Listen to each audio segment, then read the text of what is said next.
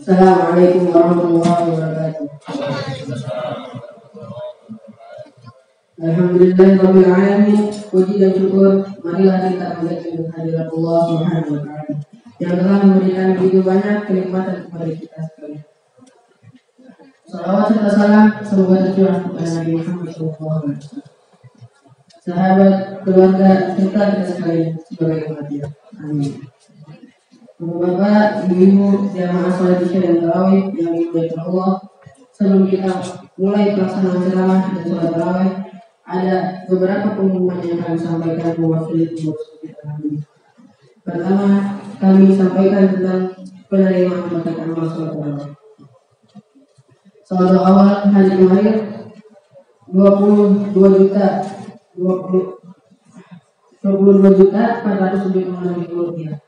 Penerimaan dari kotak amal salat tarawih dan hari kemarin hari Jumat tanggal 14 April 2023 Masehi atau 24 Ramadan 1440 Hijriah, yaitu sebesar Rp599.000.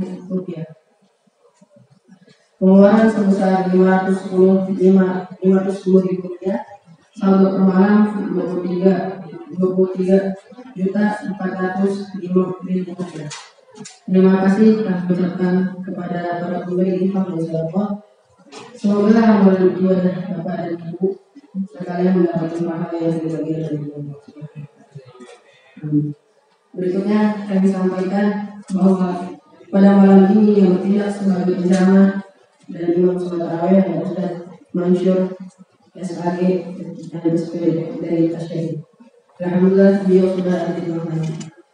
Maka kita mulai rangkaian ibadah tarawih kita. Untuk itu Ustaz Mansur SAG SPD berkenan kiranya untuk mengatakan demikian pengumuman yang kami dapat sampaikan. Terima kasih atas perhatian.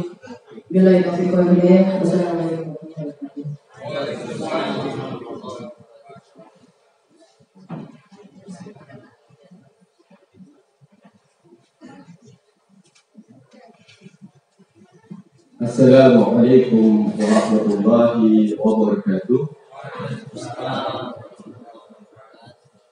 Alhamdulillahilladzi arsala rasulahu bil huda wa dinil haqq liyudhhirahu 'ala ad-dini kullihi walau karihal musyrikun.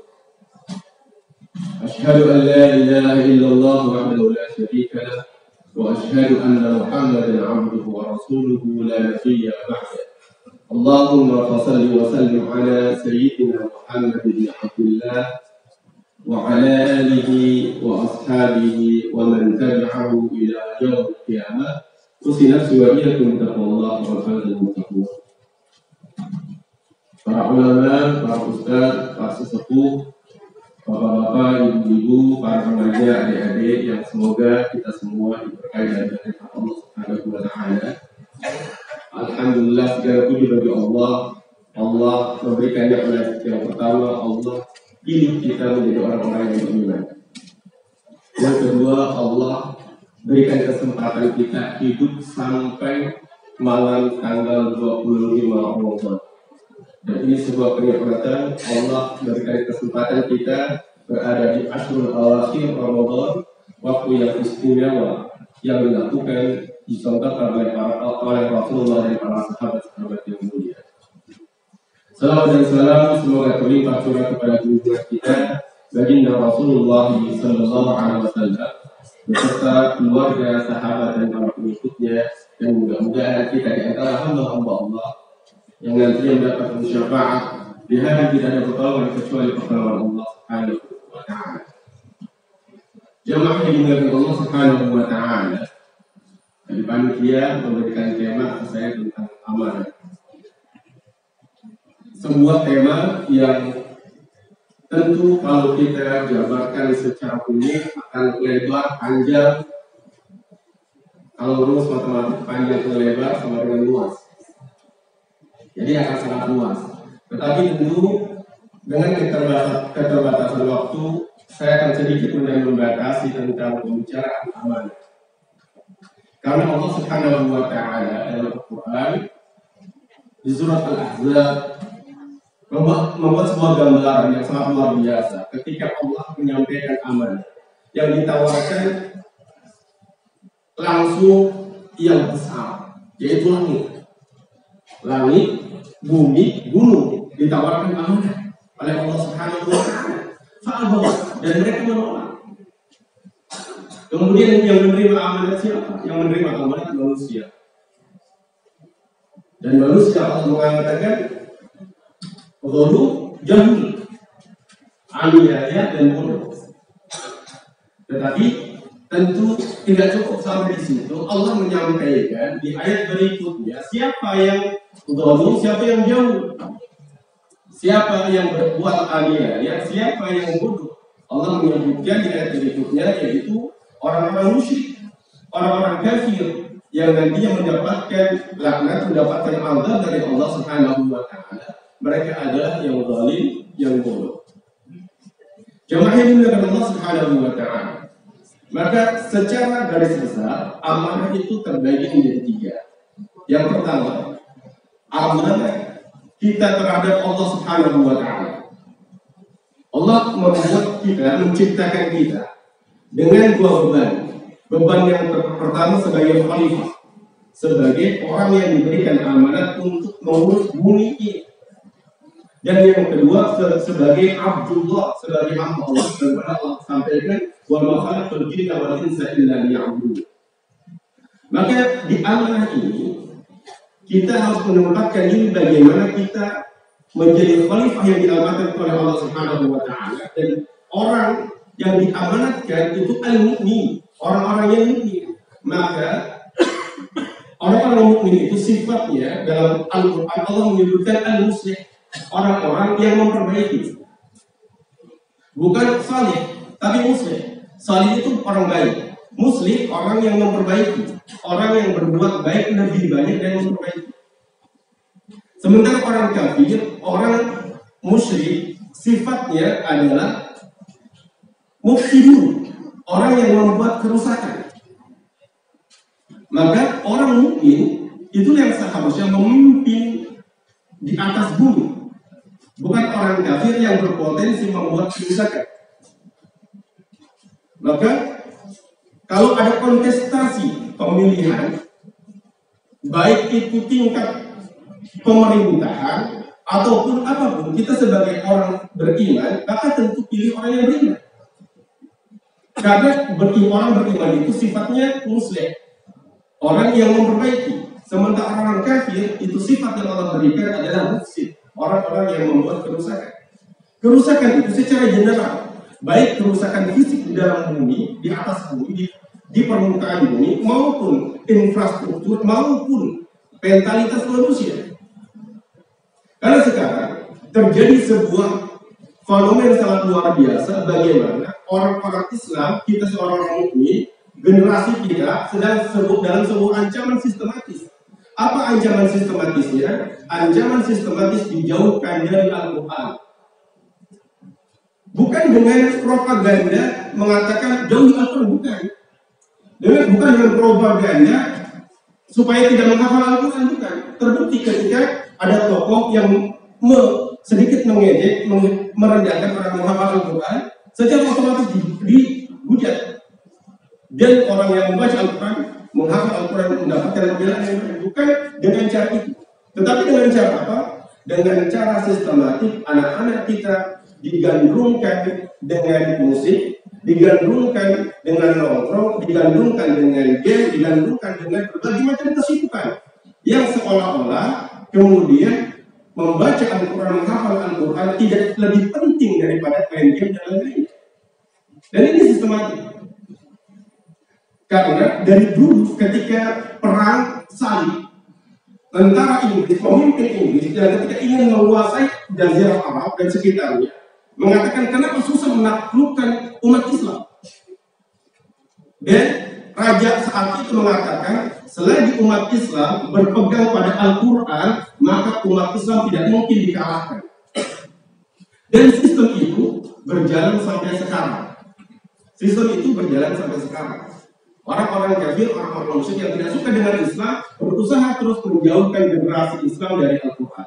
Karena Al-Quran merupakan sumber kekuatan, sumber hukum, sumber perbaikan manusia. Jamaah yang dimuliakan Allah Subhanahu wa taala. Jadi yang pertama, bagaimana Allah menjadikan kita sebagai khalifah. Amanah khalifah ini baik dalam strata besar sebagai pemimpin negara, bagian dari kepemimpinan negara, baik itu pejabat maupun apa, bagian dari pengusaha, bahkan yang paling rendah RT, RW, bahkan kita sebagai kepala keluarga, bahkan sebagai seorang anak, sebagai seorang istri, itu semuanya mencakup kekhilafahan, kepemimpinan. Maka Rasulullah mengatakan kullukum ra'in wa kullukum mas'ulun 'an ra'iyatihi. Setiap kalian adalah pemimpin dan setiap pemimpin itu akan dimintai pertanggungjawabannya. Dan Rasulullah SAW itu bersabda sangat luar biasa. Adil amanah, tunaikan amanah atas amanah yang ditimpakan olehmu kepadamu. Wala taqul man khanah. Dan Rasul mengatakan jangan khianati orang yang pernah mengkhianati. Betapa Rasulullah SAW meninggikan nilai-nilai kebaikan, akhlak yang sangat luar biasa. Bahkan Rasul melarang kita mengkhianati orang yang pernah mengkhianati kita. Mungkin kita yang sudah banyak bergelimang dengan jabatan, kepemimpinan, usaha dan segala macam, pernah sekali, 2 kali, 3 kali dikhianati. Dan itu normal dalam kehidupan. Kata Rasulullah SAW, la taqul man khanah. Jangan khianati orang yang pernah mengkhianati. Ini ketinggian akhlak. Bagaimana Rasulullah SAW menyampaikan amanah itu kita lakukan sebaik-baiknya. Kemudian sebagai kita hamba Allah Subhanahu wa taala, beribadah kepada Allah Subhanahu wa taala, Allah memberikan kesempatan kita. Bagi saya sangat luar biasa. Saya ketika melihat orang yang diberikan usia sepuh sampai usia 70 tahun atau lebih, kemudian masih datang ke masjid itu, Masya Allah, hati saya bergetar, apakah saya kalau tua mampu seperti itu. Karena ibadah ini, Masya Allah, perintah Allah langsung, dan Allah menciptakan manusia tidak lain dan tidak bukan kecuali tujuan utama adalah sebagai penyembahan kepada Allah Subhanahu wa taala. Dan selagi kita diberikan umur, selagi kita diberikan kesempatan, itu adalah Allah memberikan kesempatan untuk kita untuk senantiasa lebih dekat dengan Allah Subhanahu wa taala. Pernah ada sahabat Rasulullah SAW, 2 sahabat. Satu sahabat yang istimewa ibadahnya dan perannya, dan satu sahabat yang biasa-biasa saja dalam ibadahnya, tapi tidak bermaksiat. Orang yang sangat luar biasa ibadahnya, sangat luar biasa pendekatannya kepada Allah, diberikan umur pendek. Sementara orang yang beribadahnya biasa-biasa saja diberikan umur panjang. Setelah hisab, setelah wafat semuanya, kemudian biasa ternyata orang yang masuk surganya levelnya lebih tinggi adalah orang yang biasa-biasa saja, tapi umurnya panjang. Karena ketika umur panjang, itu kesempatan beribadahnya lebih banyak. Apalagi kita berada di Ashhurul Awakhir Ramadan, di 10 hari terakhir Ramadan, di mana ada percepatan. Kalau anak-anak SMA, SMP belajar fisika, ada namanya kecepatan, ada percepatan. Kecepatan setiap orang berbeda. Tetapi ketika Allah memberikan percepatan, itu nilainya 1000 bulan. Nilainya 1000 bulan. 1000 bulan itu sama dengan 30.000 tahun, 1000 hari. 30.000 hari. Amal kita satu malam sama dengan 30.000 hari kita lakukan. Kalau disingkat sekitar 83 tahun. Dan itu Allah berikan kesempatan setiap tahun. Maka kalau umur kita panjang, maka kesempatan kita mendapatkan Lailatul Qadar, percepatan amalnya dan nilai amalnya diberikan oleh Allah Subhanahu wa taala. Dan ini kalau masih ada kesempatan malam ini malam ganjil. Itu para ulama mengatakan di antara kemungkinan Lailatul Qadar adalah malam ganjil Ramadan. Maka semoga Allah Subhanahu wa taala memudahkan kita dalam Lailatul Qadar. Jemaah yang dimuliakan Allah Subhanahu wa taala, yang kedua adalah amanah terhadap Rasulullah Sallallahu Alaihi Wasallam. Kita harus cinta kepada Rasulullah Sallallahu Alaihi Wasallam. Kita harus menisbatkan amaliyah kita kepada Rasulullah Sallallahu Alaihi Wasallam. Sayyidina Umar radhiyallahu anhu pernah datang kepada Rasulullah Sallallahu Alaihi Wasallam, ya Rasulullah, engkau adalah orang yang paling saya cintai setelah diri saya. Apa kata Rasulullah Sallallahu Alaihi Wasallam? Tidak diterima iman seseorang kalau tidak mencintaiku lebih dari dirinya, bahkan apapun yang dia miliki. Maka saat itu Umar mengatakan, ya Rasulullah, engkau adalah yang paling dicintaiku, bahkan diriku sendiri. Maka kita sebagai umat Rasulullah Sallallahu Alaihi Wasallam harus mencintai Rasulullah Sallallahu Alaihi Wasallam dan jangan membiarkan siapapun menghina Rasulullah Sallallahu Alaihi Wasallam. Karena bahkan jangankan kita, orang kafir, orang musyrik, orientalis menempatkan baginda Rasul sebagai tokoh pertama yang membuat perubahan positif di dunia.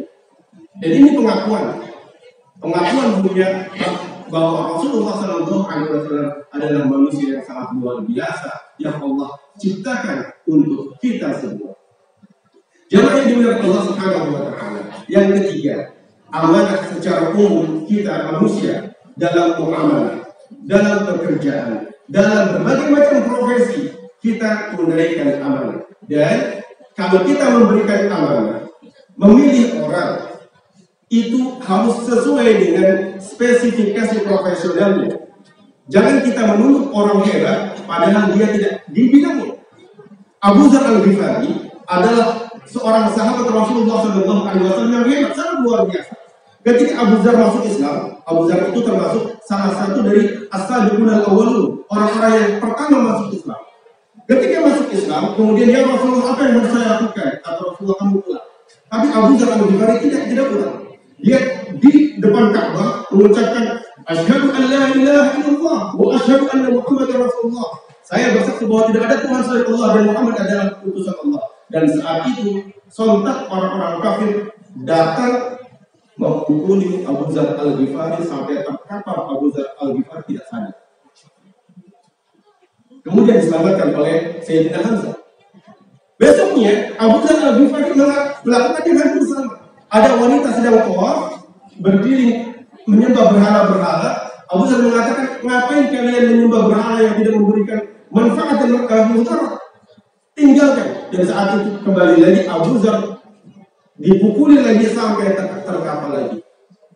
Kemudian jumpa dengan Rasulullah Sallallahu Alaihi Wasallam, Abu Dzar kerja pulang. Dan ketika pulang, Abu Dzar Al-Ghifari tidak diam. Apa yang dilakukan oleh Abu Dzar? Berdakwah. Padahal saat itu Rasul baru beberapa ayat mendapatkan wahyu dari Allah Subhanahu wa Ta'ala. Tentu tidak banyak seperti kita sekarang 30 juz, 114 surah. Sedikit, tetapi Abu Dzar sampaikan berdakwah di suku Ghifar dan dalam waktu singkat suku Ghifar semuanya Islam. Satu suku masuk Islam semua. Tidak cukup dengan itu, suku Aslam tetangganya didakwai oleh Abu Dzar Al-Ghifari, semuanya masuk Islam. Kalau menurut kita betapa hebatnya Abu Dzar. Tapi Rasulullah Sallallahu Alaihi Wasallam tidak memberikan amanat jabatan apapun untuk Abu Dzar. Sampai Abu Dzar mengatakan, ya Rasulullah, ada tasta'milni. Wahai Rasulullah, kenapa engkau tidak memberikan aku jabatan apapun? Sambil bersentuh bahu Abu Dzar langsung mengatakan, ya Abu Dzar, innahu amanah. Wahai Abu Dzar, jabatan itu adalah amanat. Dan amanat itu akan membuat orang sengsara nanti di hari kiamat kecuali mendapatkannya dengan cara hak dan melakukannya dengan cara hak.